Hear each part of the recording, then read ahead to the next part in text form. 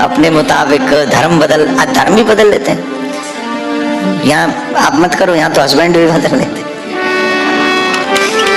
Wife बदल ले, नहीं, सब लोग अपने अपने मुताबिक सब बदल लेते हैं। लेकिन सच्चाई यह है, अपना इष्ट, अपना आराध्य, अपना धर्म, अपना पति, अपनी पत्नी, कुछ चीजें ऐसी हैं जो ना बदली जाए, बदलनी ही नहीं चाहिए, क्योंकि ऑप्शन नहीं हमारे पास। हम चाहे राम कथा करें या कृष्ण कथा, हमारी आराध्य सर्वेश्वर भगवान ही रहने वाले हैं। आप गुरु बदल लें, आप धर्म बदल लें और फिर कहें कि हमें शांति नहीं मिली, कैसे मिलेगी? जो अपने धर्म का नहीं हुआ, जो अपने गुरु का नहीं हुआ, वो परलोक की प्राप्ति करने का अधिकारी कैसे हो सकेगा? हो पाएगा? तो ट्रैक पे नहीं चलोगे तो एक्सीडेंट होगा कि नहीं होगा? जो ट्रैक है, यहाँ तो बहुत अच्छे रूल रेगुलेशन है कार चलाने के। जैसे आप रॉन्ग साइड में जाएंगे, पीछे से आ जाएगी एक वो आती है ना गाड़ी, अच्छी, यहाँ के लोगों ने, पुलिस वालों को भी बहुत अच्छी गाड़ी दे रखी है, और आके टिकट पकड़ा देती है। टिकट का मतलब 3-4 टिकट पकड़ी नहीं, कितने? 3। लाइसेंस कितने पे कैंसिल कर देते हैं? तो आप लोग कितने केयरफुल रहते हैं, कुछ भी हो जाए नंबरिंग नहीं कटनी चाहिए। वैसे ही अगर ये नंबरिंग खत्म कर दें तो कोई बात नहीं, सोचना जब ठाकुर जी नंबरिंग खत्म कर देंगे तो क्या होगा। और ये तब होता है जब हम रॉन्ग साइड में ड्राइविंग करते हैं।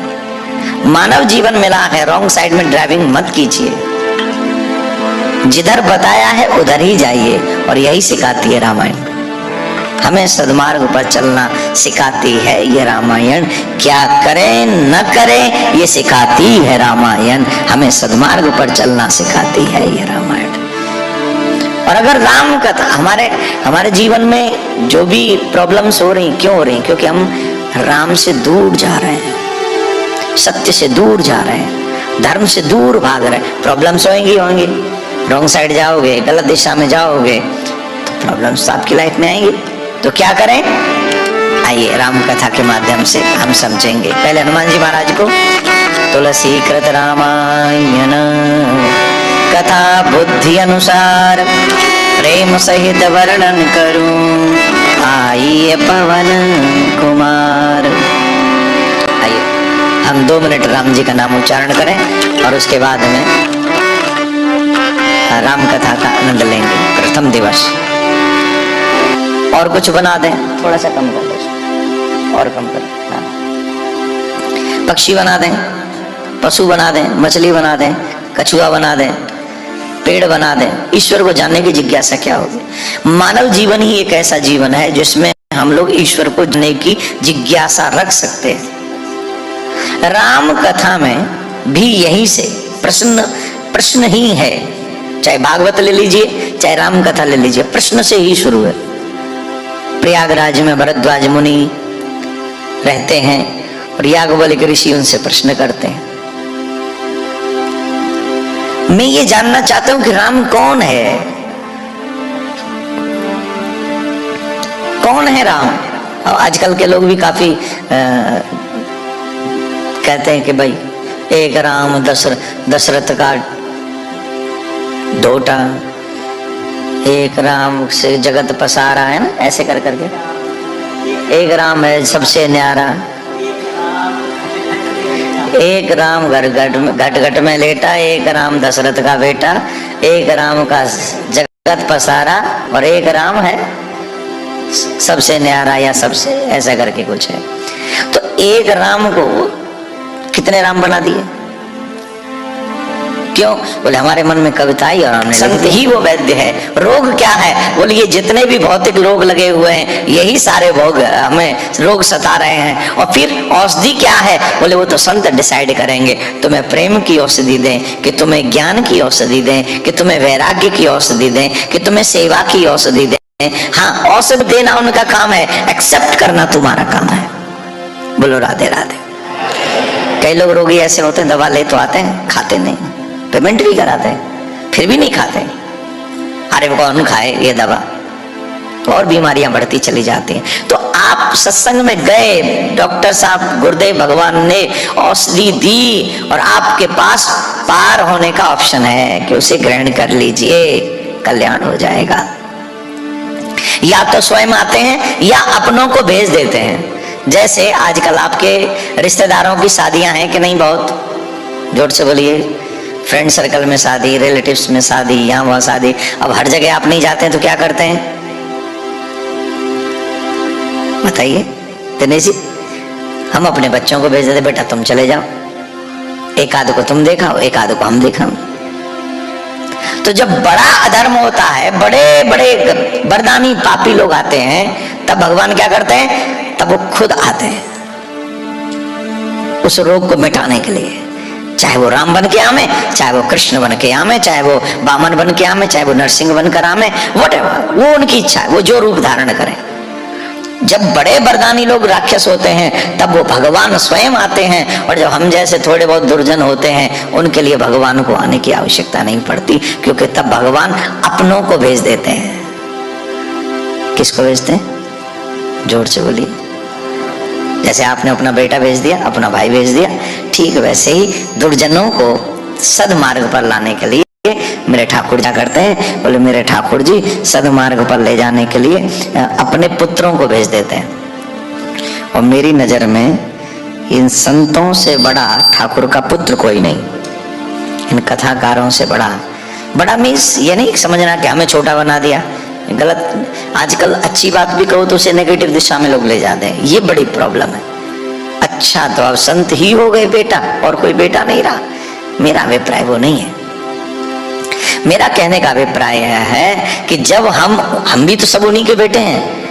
जब आप ही उनके बेटे, जब कुछ बेटे गलत जाते हैं तो कुछ बेटों को उनको सही दिशा दिखाने के लिए भेज देते हैं। तो मुझे ऐसा लगता है, या रामायण भी इसका मैं कोई सहारा लूं तो यही है, या तो खुद आते हैं या अपनों को भेज देते हैं। तो आप सबके जीवन में जब जब सत्संग आता है तो ये मत सोचिएगा कि हमारे ऊपर हमने बड़ी मेहनत की तब मिला, नहीं, ठाकुर की कृपा हुई है तब तुमको सत्संग मिला है। बोलो राधे राधे।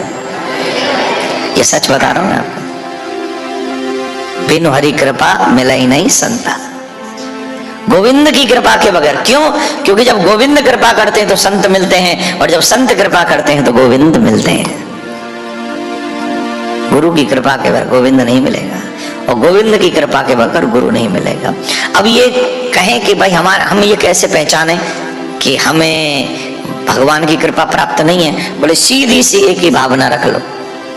जब हम लोग धर्म की निंदा करने लग जाएं, जब हमें अच्छाई में भी बुराई नजर आने लग जाए, जब हम भगवान के प्रति अश्रद्धावान हो जाएं, भजन में मन न लगे, गुरु के प्रति भी श्रद्धा न रहे, आने वाले अतिथियों में, संत महात्माओं में हमारी भावना न लगे, तो समझना कि अब गोविंद ने हमको छोड़ दिया। कैसे छोड़ दिया? बोले इसीलिए छोड़ दिया। अगर पकड़ लिया तो बोले सत्संग में मन लगने लगता है, अच्छाई में मन लगने लगता है, गुरु चरणों से प्रीति हो जाती है, आने वाले संतों में भगवत दर्शन होता है। और जब ये इसके उल्टा होने लगे तो बोले समझना छोड़ दिया। फिर छोड़ दिया तो क्या होगा? फिर उल्टी दिशा में मन लगेगा। मेरी बातों पे यकीन मत करना, इतिहास पढ़ो, रामायण पढ़ो, ये बात समझ में आएगी आपको।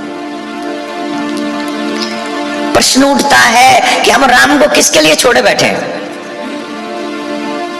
अगर कोई हमसे पूछे कि 24 घंटे में से तुम 2 घंटे राम को नहीं देते, किसके लिए छोड़े बैठे हो राम को? तो जवाब मिलेगा फैमिली के लिए, परिवार के लिए, इनके लिए, उनके लिए। उनके लिए ये सब दिया किसने? जिसके लिए उसी को छोड़े बैठे हो वो भी किसने दिया है तुमको? अगर कोई प्रश्न करे कि आज जो भी तुम्हारे पास, whatever you have, who gave you, किसने दिया था तुम्हें या किसने दिया है? Who gives you? प्रश्न जवाब आएगा भगवान।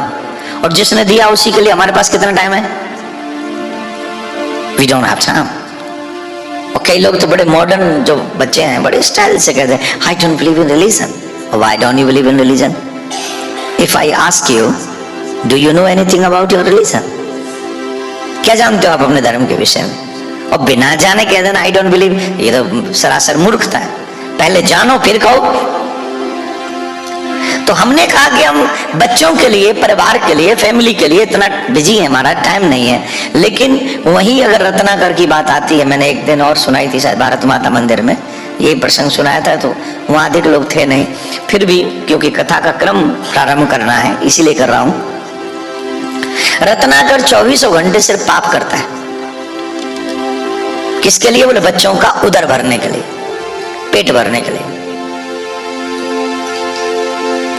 राजी से दे तो लूट लेता है, और न दे तो मारता है, तब भी न दे तो मार देता है, या तो दो नहीं तो मार दिए जाए। ये रत्नाकर का स्वभाव बन गया। तो एक दिन जब भगवान को कृपा करनी होती है तो जीवन में जरूर कहीं ना कहीं संत टकरा जाते हैं। जब किसी को कहते हैं ना, बिगड़े हुए घोड़े को कहीं सुधारना हो तो एक अच्छा सवार चाहिए। घोड़ा बिगड़ ही गया है तो वो तो मानने वाली है नहीं किसी की बात, फिर उसको संभाले कैसे? बोले फिर कोई अच्छा सवार मिले। ये सब है काम का, जब कनेक्शन हो।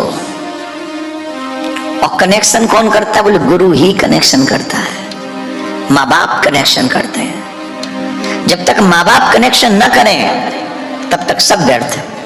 गुरु कनेक्शन न कराए सब व्यर्थ। और माँ बाप पे तो टाइम है नहीं कनेक्शन कराने का। मम्मी पापा तो कह देते स्कूल जाओ, उन्हें तो कोई लेना देना नहीं। लेकिन गुरु ही आते हैं जीवन में, डांट डांट के कहते हैं नहीं ऐसा नहीं, ऐसा करो। कई बार लोग उस थोड़े से अधिकार को बुरा समझते, कहते गुरुजी हम तो खुद ही गुरु हैं, आपकी जरूरत ही नहीं है। और कई कहते हैं धन्य मेरे भाग्य खुल गए कि मुझे ऐसा गुरु मिला जो डांट कर भी ईश्वर से जोड़ देता है। मेरा सौभाग्य है ये कि मुझे वहां ले जा रहा है जहां से मेरी परम गति होनी। गुरुओं पे भी तो वही काम है, या तो तुम्हारी बड़ाई करके दक्षिणा का लिफाफा बढ़ा लें, या फिर लिफाफे की चिंता किए बगैर तेरा तार प्रभु से जोड़ दें। और मुझे रिस्क लेने में आनंद आता है, मुझे लिफाफा लेने में आनंद नहीं, रिस्क लेने में आनंद आता है। अगर एक व्यक्ति का भी तार, मेरा कनेक्शन मेरे थ्रू हो गया तो तेरा और मेरा दोनों का कल्याण हो जाएगा। भाई लिफाफा कितने दिन चलेगा? तुम जो दे दो, आजकल महंगाई होता है, ज्यादा चलना नहीं, यहाँ से या तो इधर उधर पलट जाएगा। लेकिन कनेक्शन जो है वो तो जन्म जन्मांतर तक चलने वाला है। तो मुझे किसकी परवाह करनी चाहिए बताइए? जोर से बोलिए। और आपको उस कनेक्शन के जुड़ने की चिंता आपको होनी चाहिए कि कितनी जल्दी मेरा कनेक्शन उससे जुड़ जाए।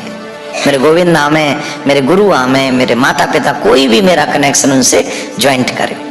तो गोविंद को जब कृपा करनी होती है, निश्चित किसी ऐसी दिव्य आत्मा को आपके सामने में लाके खड़ा करता है जिससे आपका कनेक्शन कनेक्ट होता है, निश्चित। तो रत्नाकर का काम था लूटपाट करना, न देने पर मार देना। तो एक दिन देवर्षि नारद आ गए और देवर्षि नारद से कहा कि मुझे धन चाहिए, मुझे धन दे दिया तो तुम बच जाओगे और नहीं दिया तो तुम मरोगे।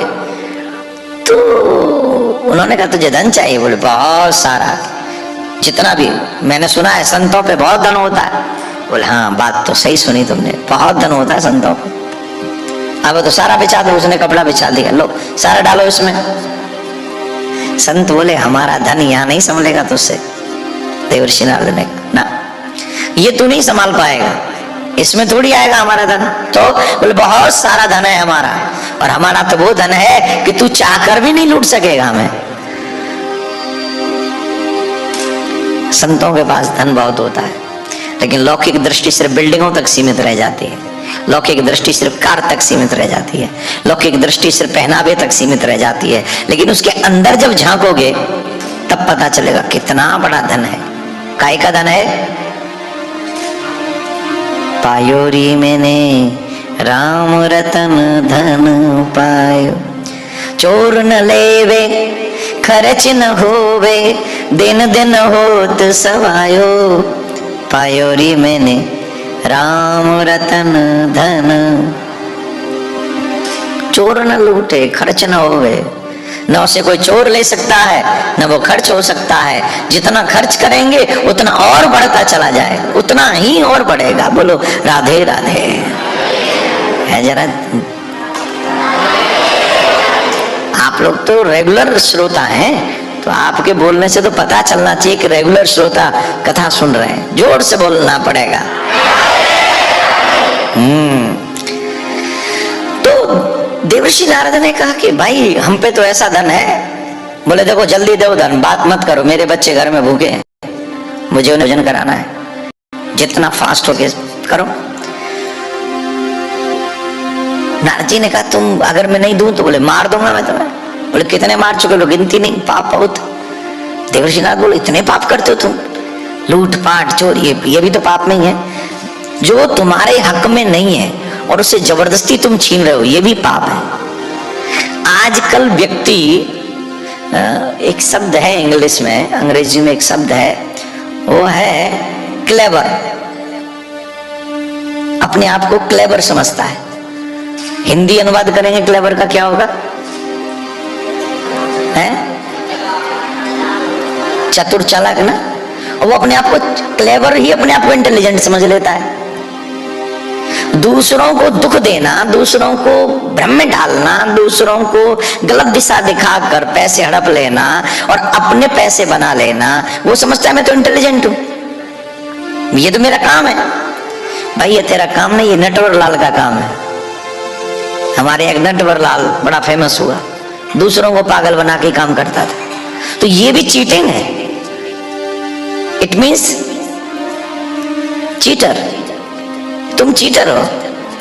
और ऐसे कनेक्शन करने पर भी, ऐसे पैसा कमाने पर भी मेरा ठाकुर तुमसे प्रसन्न होने वाला नहीं है। आप अपने हक से अपना पैसा लो, ईमानदारी से, अपनी मेहनत से कमाओ। जितना तुम्हारे भाग्य का जरूर ले लो, कोई प्रॉब्लम नहीं, जितने भाग्य का उतना ले लो, लेकिन उसके परे जाओगे वो गलत है। दूसरे का हक मत लो। तो लोग इतने पाप करते हो, किसके लिए करते हो? बोले अपने परिवार के लिए, अपने बच्चों के लिए। तो उन्होंने कहा कि ये जो पाप तुम बच्चों के लिए करते हो, सच बताओ कि क्या ये तुम्हारे बच्चे, ये फैमिली मेंबर्स तुम्हारे इस पाप में तुम्हारा हाथ बटाएंगे, शेयरिंग करेंगे? जैसे पिज्जा में शेयरिंग करते हैं, आइसक्रीम में शेयरिंग करते हैं, वो बर्गर में, और पता नहीं यहाँ तो बड़ी चीजें आती हैं खाने की, नाम भी नहीं, नाचो है इसका नाम ही है, नाचो। बैठे मत रहो, नाचो, राधे राधे बोलना पड़ेगा। क्या सरसों की रोटी, मक्के की रोटी, सरसों का साग, ये तो आज खाया हमने। वो तो खैर हमारा भारतीय फूड है, अच्छा है।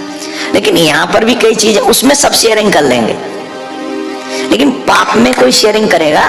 Tell me please.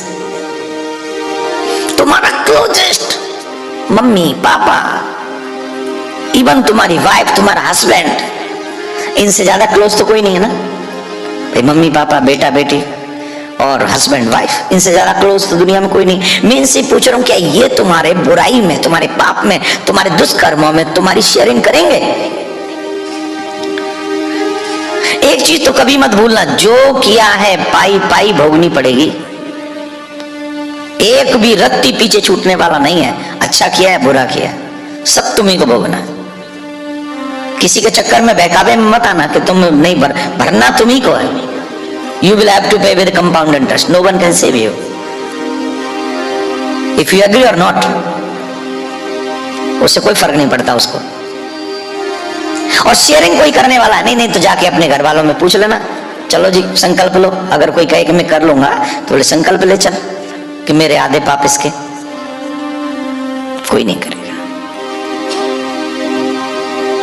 देवर्षि नारद ने कहा तुम ये जो पाप करते हो, झूठ साच बोलते हो, लूट लेते हो, मार देते हो, ये कि घर वाले तुम्हारे साथ देंगे? बोले बिल्कुल देंगे। बोले मैं कैसे मानूं? बोले पूछ क्या? बोले मैं पूछने जाऊंगा तुम भाग जाओगे? बोले नहीं जाऊंगा, तुझे जो विश्वास हो वैसा कर। तो नारद जी को बांध के गया वो पेड़ से। और वहां बच्चे और पत्नी इंतजार कर रहे थे कि मेरा हस्बैंड आए, पति आए, पिताजी आए, तो कुछ खाने के लिए लाएंगे, तो कुछ खाएंगे पिएंगे, आनंद करेंगे। पिताजी आज खाली आता है, एकदम एम्प्टी हैंड्स। पूछा कुछ लाए? नहीं। बोले नहीं कुछ नहीं लाया, लेकिन लाऊंगा बहुत। एक क्वेश्चन का आंसर करो, एक जवाब दो। बोले क्या? बोले मैं जो ये पाप करता हूँ इसमें तुम मेरा साथ दोगे कि नहीं?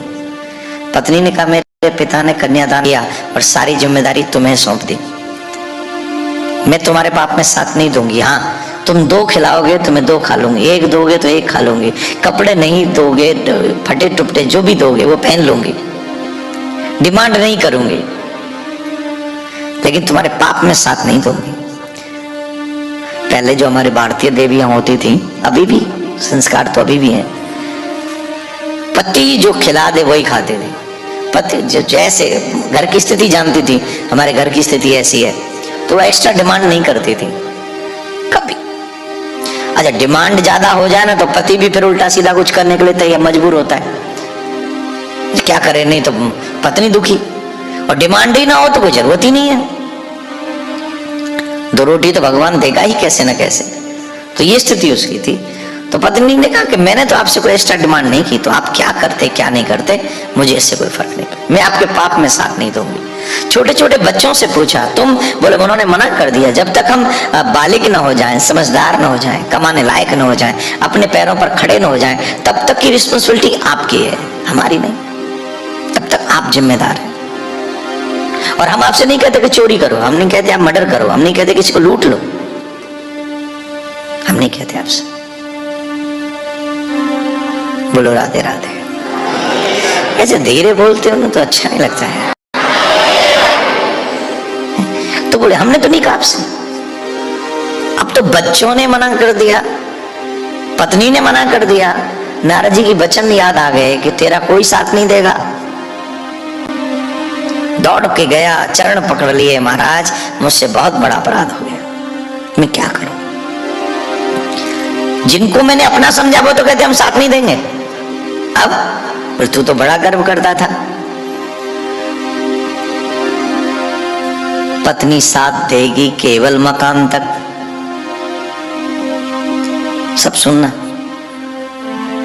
जो 60+ हैं वो तो गांठ मार लो इस बात को, यहां रखना, यहां नहीं, यहां रखना दिमाग में कि ये सत्य है। पत्नी साथ देगी केवल मकान तक और परिवारी जन साथ देंगे केवल शमशान तक। है? परिवारी साथ देंगे केवल शमशान तक और पत्नी साथ देगी केवल मकान तक। हमारे यहाँ पत्नी अंतिम संस्कार में नहीं जाती, घर के भीतर से ही विदा करेगी, घर के द्वार तक विदा करेगी, घर के बाहर नहीं जाती है। मुझे नहीं पता यहाँ क्या कंडीशन है, क्योंकि अब तो मैंने शहरों में भी देखा है देवियां जाने लगी हैं शमशान में।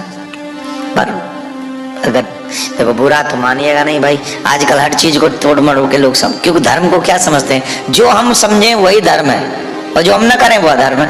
पर ऐसा नहीं है, धर्म वो है जिसे वेद स्वीकार करे, जिसे वेद स्वीकार करे वो धर्म है, और जिसे वेद अस्वीकार करे वो धर्म है। अगर आप धर्मात्मा हो तो वेद प्रदत्त धर्म को ही स्वीकार करो, नहीं मालूम है तो जानने की कोशिश करो, वो भी तो तुम्हारे ही पास टाइम है ना। तो हमारे यहाँ नियम है कि भाई पत्नी जाएंगे नहीं शमशान तक, देवियां कोई नहीं जाएगी। तो पत्नी साथ देगी केवल मकान तक, परिवारी जन साथ देंगे केवल शमशान तक। अब आई सबसे प्यारे बेटे की बारी है जी, वो कहां तक साथ देगा? बेटा साथ देगा तेरा अग्नि दान तक। और उसके बाद we go to alone, वहां से आगे की यात्रा हमें अकेली जारी रखनी है, कोई साथ नहीं जाएगा। बेटा अग्निदान करेगा, कार्य पूरा उसका, वहां से आगे कोई जरूरत नहीं किसी, और वहां से आगे कोई तुम्हारे साथ जाएगा नहीं। वहां से आगे कर्मों के फल जो यमराज तुम्हारी फाइल मेरी फाइल देखेंगे, अच्छी बुरी जो भी फाइल होगी वो मुझे अकेले को भोगनी पड़ेगी। तुम तो कहते तुम्हारा घर वाला सा कोई साथ नहीं देगा मेरा महाराज, सबने मना कर दिया, अब क्या करें?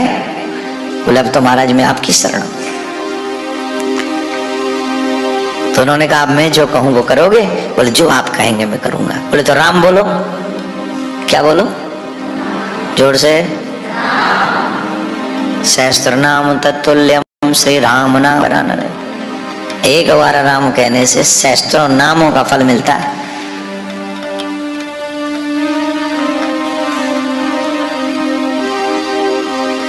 नारद जी बोले राम बोलो।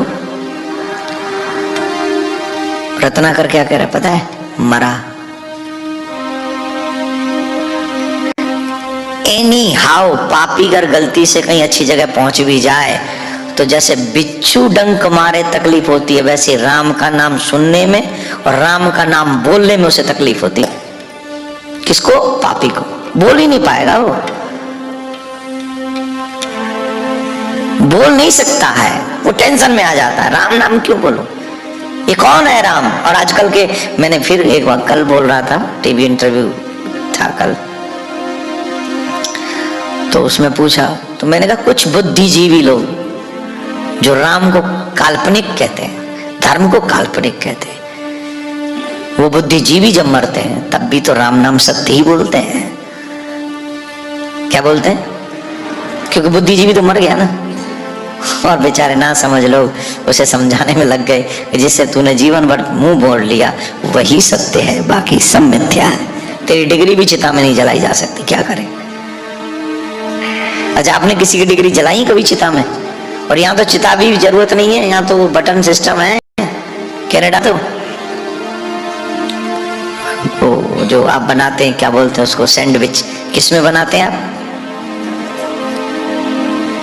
कुछ होता है ना गरम करने वाला, माइक्रो, वैसी मशीन नहीं है यहाँ।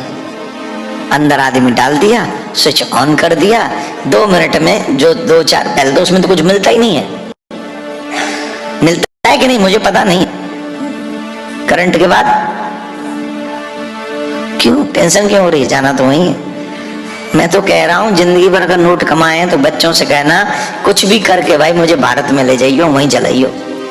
यहाँ तो बहुत बुरी हालत में मशीन में जैसे सैंडविच को गर्म करते हैं, जैसे वैसे यहाँ पर दुर्दशा करते भाई। ये हमारा विधान नहीं है, ये हमारा विधान नहीं है, पहले बात समझ ले। कुछ मिले ही ना, अस्थियां भी ना मिले तो गंगा में बहाए क्या? मिलती है कि नहीं मिलती है?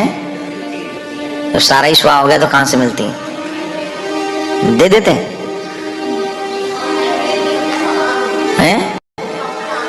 हाँ, जो मेरे को कोई पता है, मशीन टाइप ऐसा गोल सा होता है और अंदर खत्म आग होता है और फिर वो मिल जाता है। Very good. लेकिन फिर भी घर वालों से कह के जाना कि भाई भारत में हो तो ज्यादा अच्छा है। हाँ, ये भी ठीक है, तो आप मत कह के जाना।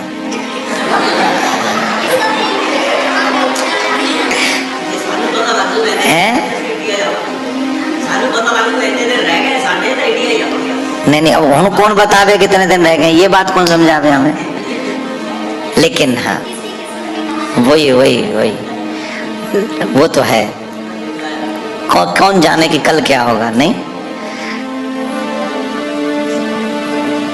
लेकिन गंगा किनारा हो, जमुना का तट हो, वो परिवारी जन हो और वो समाज के लोग हों, और कहते ना जलाओ यहाँ, तो वो अस्थियां कहाँ बांधे ना, गंगा में, कहते ना। अच्छा, यहाँ कोई गंगा है क्या ऐसी जहाँ अस्थियां बांधे? नहीं है, कुछ तो होगा, नहीं है ना? अच्छा, यहाँ बहा भी दे तो मुझे पता है उस पर कानून कुछ ऐसा है कि क्या कर देते हैं, कर देते हैं। लेकिन आपको बताऊं गंगा में अस्थियां बहाने का प्रभाव महत्व क्या है, बताऊं कि नहीं? गंगा में अस्थियां बहाने का महात्म है, जब तक अस्थियां गंगा में रहेंगी तब तक जीव नरक में नहीं जा सकता, चाहे सदियों रहे, और अस्थियां जल्दी से गलती नहीं है जब तक गंगा में रहेंगी। ये अच्छा, अब आप ये लोग कहेंगे कि भाई कुछ लोग पढ़े लिखे ये कह सकते हैं किसने देखा कहाँ गया। अगर मंदिर में आना धर्म है हमारे धर्म के मुताबिक, अगर सम्मान, जो भी हम लोग जिसको धर्म कहते हैं, तो वेद की बात, पुराणों की बात अगर सत्य है तो मैं जो कह रहा हूं एक एक शब्द सत्य है। जब तक अस्थियां गंगा में रहेंगे जीव नरवासी नहीं हो सकता। इतना बड़ा महात्मा है गंगा का। और इसीलिए कितनी भी दूर पे, इवन मेरा अभी हमारी एक माता जी है शिकागो में, अभी जस्ट शायद 1 महीना हुआ है उनका माता जी का देहावसान हुआ। एक 1.5 महीने पहले, शायद मैं जब लुधियाना में कथा कर रहा था, 1 महीना भी नहीं हुआ अभी। उन्होंने कहा कि मेरा अंतिम संस्कार काशी में करना, और भगवान सबको ऐसा बेटा दे, ऐसी बहू दे, ऐसा परिवार दे। अपनी माँ के शरीर को ले जाकर काशी पहुंचा 1 हफ्ते में, और अपनी माँ का अंतिम संस्कार काशी में जाके किया, और सारा क्रिया जो भी अंतिम कर्म कांड है वो काशी में जाके किया। अभी की बात है, जस्ट शिकागो से। भगवान ऐसा पुत्र सबको दे, आप सबको भी ऐसे ही बेटे मिले कि आपकी अंतिम इच्छा पर वो इतना गौर कर सके। क्या ये अपनी अलग भावना है कि हम क्या सोचते हैं, हम क्या समझते हैं। तो पापियों के मुंह से राम नहीं निकलता है। क्या नहीं निकलता है? जोर से बोलो। क्या हुआ, बड़े धीरे बोल रहे हो, बड़े लॉस साउंड कर रहे हो। तो रत्नाकर ने क्या कहा? मरा। रत्नाकर बोला मरा, राम नहीं बोला, वो मरा बोला। नारद जी बोले राम बोलना है, मरा। राम बोल, मरा। अब संत तो युक्ति बता देते हैं, बोले इससे राम नहीं बोल रहा तो एक काम कर, मरा मरा ही बोल। तू राम नहीं बोल सकता ना, इट्स ओके, तू मरा मरा बोल। और उसने बोलना शुरू किया, मरा मरा मरा। 3 बार मरा मरा बोलो, जोर से बोलो, 3 बार बोलो मरा मरा। हाय हाय बोल लो, इसी भी क्या शर्मिंदगी है। मरा मरा मरा, 2 बार राम हो जाएगा। 3 बार जब हम मरा मरा बोलेंगे तो 2 बार। संत ने, देवर्षि नारद बोले जब तक मैं आऊं नहीं मरा मरा ही बोलते रहना। और उस राम मरा शब्द बोलने का प्रभाव देखिए क्या हुआ। उल्टा नाम जपत जग जाना, वाल्मीकि भय ब्रह्म समान। उल्टा नाम लेने से वो वाल्मीकि, वो रत्नाकर क्या हो गए? बोले ब्रह्म के समान हो गए। जब उल्टा नाम लेने की ये दशा हो सकती है, my dear I ask you something, अगर सीधा नाम लें तो क्या होगा? जब उल्टा नाम लेने से परम गति प्राप्त हो गई, ब्रह्म के समान ज्ञान प्राप्त हो गया, इतना ब्रह्म के समान ज्ञान प्राप्त हो गया मेरे प्यारे, राम नहीं आए, राम से पहले रामायण आ गई। राम से पहले रामायण लिख दी, किया रामायण विस्तार, लेकर नाम तेरा, हो गए भव से पार, लेकर नाम तेरा। जो ईश्वर का राम नाम, जिसे भगवान शिव अपने हृदय में विराजमान करके रखते हैं, सब बांट देते हैं दुनिया को, पूरे विश्व को सब दे देते हैं, लेकिन राम नहीं बांटते हैं। राम अपने हृदय में धारण कर लेते हैं। वो राम नाम नहीं लिवा उसके मुंह से, इसके बावजूद भी मरा मरा बोलकर भी क्या हो गए? बोले ब्रह्म समाना, ब्रह्म के समान उनको ज्ञान होगा। फिर एक बार listen to me my dear, संग का बहुत बड़ा असर होता है। आप जब अच्छे लोगों का संग करते हैं तो आपकी बुद्धि, आपका कर्म अच्छाई की तरफ दौड़ता है, और जब बुरे लोगों का संग करते हैं तो आपका विचार, आपका कर्म, आपकी स्थिति, मनस्थिति बुराई की तरफ दौड़ने लगती है। जैसे लोगों का आप संग करेंगे वैसा आपके ऊपर डिपेंड है। जब तक परिवार मोह माया का था तो मर्डर कर रहा था, समाप्त कर रहा था, लूट रहा था, और अब जब संत का संग हुआ। अच्छा एक और बात है, पहले एक संत का संग करते थे हम बदल जाते थे, आजकल अनेकों संतों का संग करते फिर भी नहीं बदलते।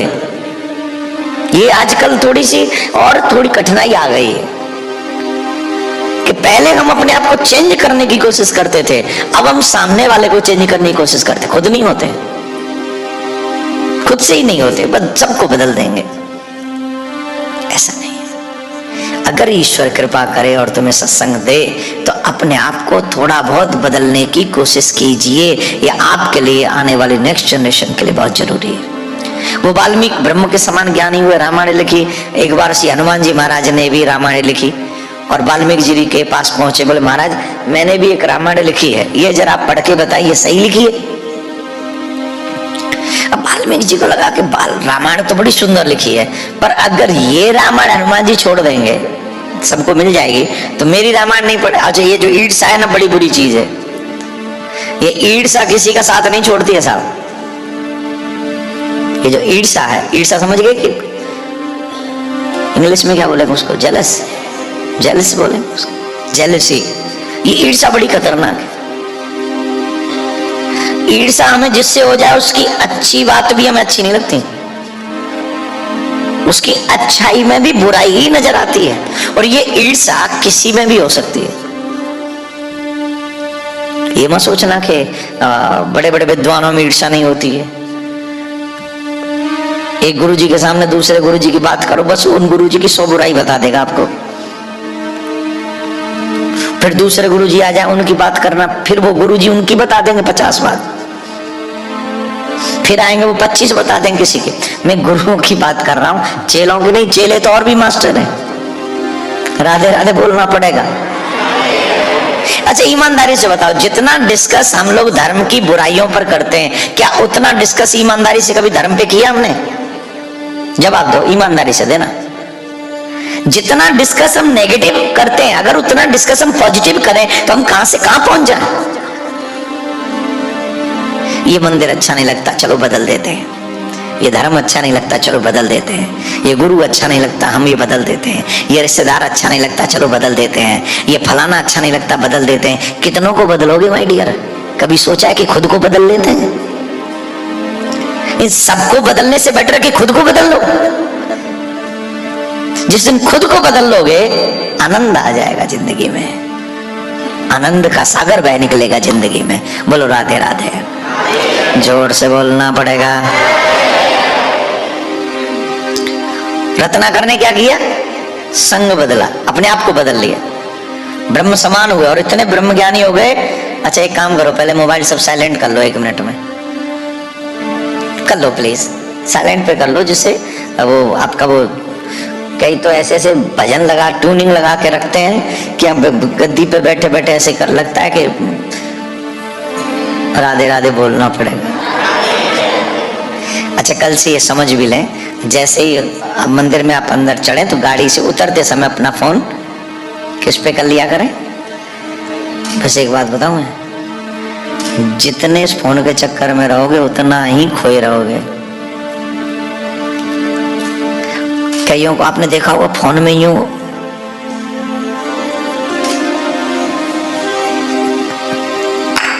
पता नहीं क्या कर रहा है, जिस रोटी के लिए रात दिन घूम रहा है। वैसे गांधी जी ने कहा था, 3 बंदर थे गांधी जी के, आंखों से बुरा मत देखो, कानों से बुरा मत सुनो, मुंह से बुरा मत बोलो। और ये आजकल के आधुनिक विज्ञानों ने ये 3 बंदर मोबाइल में डाल दिए। 3 बंदर मोबाइल में है। जो मोबाइल में बिजी है वो किसी नहीं सुनता है, जो मोबाइल में बिजी है वो कुछ और नहीं देखता है, जो मोबाइल में बिजी है वो कुछ नहीं बोलता है, गूंगा एकदम साइलेंट। अच्छा बताओ सही बात है कि नहीं? थाली में रोटी नहीं है तो रोटी नहीं मांगेगा, इतना बिजी है उसमें। तो ये नहीं, जब भी यहाँ आए थोड़ा सा उसे साइलेंट करें। वाल्मीकि जी ने सोचा कि अगर हनुमान जी की रामायण लोगों तक पहुंची तो मेरी रामायण कौन पढ़ेगा। पर सत्य तो बोलना ही था। उन्होंने कहा रामायण बहुत सुंदर लिखी है आपने, बहुत सुंदर। हनुमान जी प्रसन्न हो गए, हम आपसे बड़े प्रसन्न हैं, कुछ मांग लो। बोले यही दे दो कि जो रामायण आपने बनाई है सागर में बहा दो। बोले अच्छी क्यों कही और सागर में क्यों बहा दो? अच्छी क्यों कही? अच्छी है तो फिर सागर में क्यों? इसका मतलब है आपको जेलसी, आपको जेलसी हो। साफ दे दिया कि इतने बड़े विद्वान होने के बाद भी आपके मन में ये जेलसी है, ये ठीक नहीं। आपको दोबारा जन्म लेके आना पड़ेगा और आप फिर ये रामायण लिखेंगे। तो पूर्व जन्म के कारण वाल्मीकि तुलसी बने, वही वाल्मीकि ऋषि तुलसीदास बन के आए और उन्होंने इस रामायण का, जिस रामायण को आप सुनने के लिए, ये पूरा प्रसंग ये था ये बताने के लिए कि आप कौन सी रामायण सुनने आए। तुलसीदास जी की रामचरितमानस पर हम